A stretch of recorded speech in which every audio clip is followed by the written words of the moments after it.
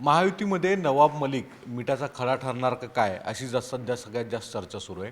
याच नवाब मलिकांच्या मुद्द्यावरून एकेकाळी विरोधी पक्ष नेतेपदावर असणारे देवेंद्र फडणवीसांनी प्रचंड रान पेटवलं.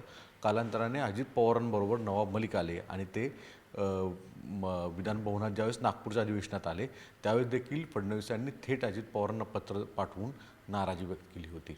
आता नवाब मलिकांना गेल्या काही कालावधीमध्ये कोर्टाच्या आदेशान्वये फक्त प्रचारामध्ये सार्वजनिकरित्या भाष्य करता येतं, भाषण करता येतं, मात्र प्रसारमाध्यमांशी बोलण्याला त्यांना अटकाव आहे. त्यामुळे नवाब मलिक हे भलेही शांत असले तरी नवाब मलिकांच्याच मुद्द्यावरनं आत्ता महायुतीत सर्वात जास्त वादळ पेटलेलं आहे, वादळ सुरू झालेलं आहे.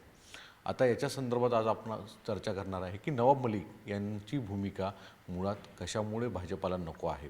नवाब मलिकांवर ज्यावेळेस महाविकास आघाडी सरकार होतं त्यावेळेस नवाब मलिकांनी अनेक प्रेस कॉन्फरन्स घेतल्या आणि देवेंद्र फडणवीसांवर आरोप केले गेले होते, भाजपावर आरोप केले गेले होते. अर्थात त्यावेळेस वेगवेगळ्या ईडीच्या कारवाया, इन्कम टॅक्सच्या कारवाया होत्या आणि त्यामध्ये नवाब मलिक यांच्यावर एक मोठा गंभीर आरोप झाला, तो म्हणजे थेट दाऊद आणि संबंधित व्यक्तींशी कनेक्शन असण्याचा.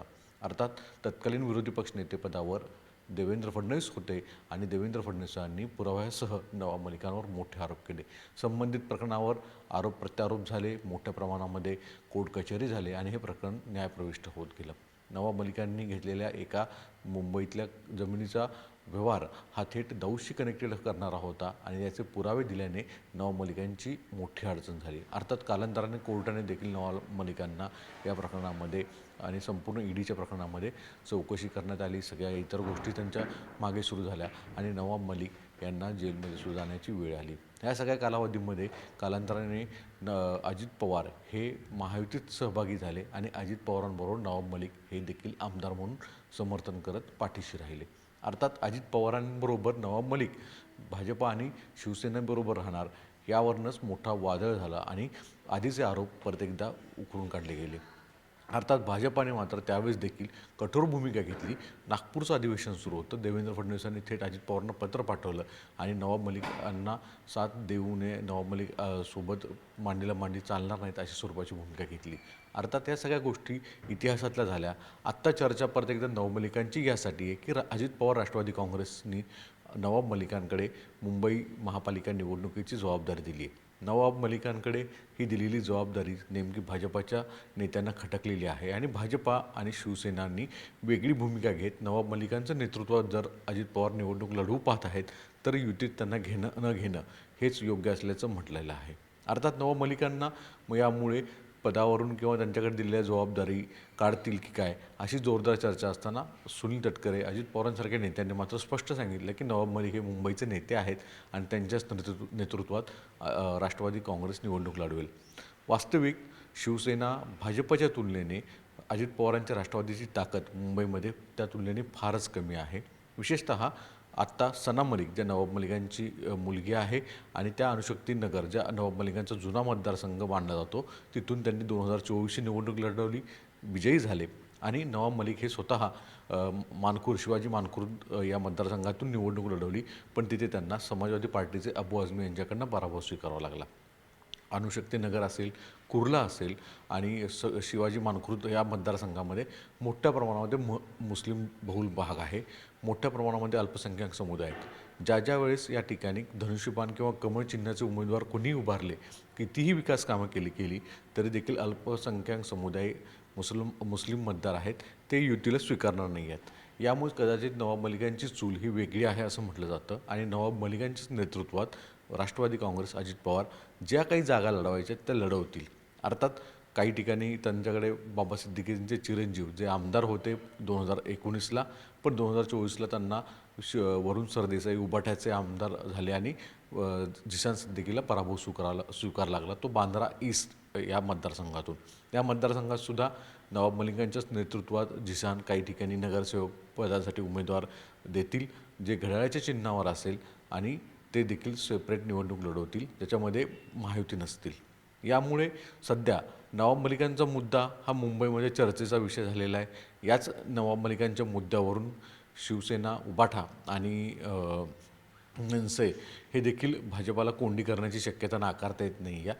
पण कुठे ना कुठेतरी भाजपाने हे देखील समजून घेतलेलं आहे की नवाब मलिकांचं प्रकरण हे गले की हड्डी होण्यापेक्षा त्यांना दूर ठेवणं हे गरजेचं आहे, कारण की अल्पसंख्याक समुदाय असेही मतं भाजपा शिवसेनेला देत नाही आहेत. अशा परिस्थितीत त्यांनी वेगळी निवडणूक लढवावी. जशी पुणे आणि पिंपरी चिंचवडमध्ये अजित पवार स्वतःची वेगळी निवडणूक लढवत आहेत, भाजपाच्याच विरोधात निवडणूक लढवत आहेत, अशा ठिकाणी मुंबईसुद्धा त्यात कदाचित ॲड होईल असं म्हटलं जातं, अतिरिक्त होईल असं म्हटलं जातं.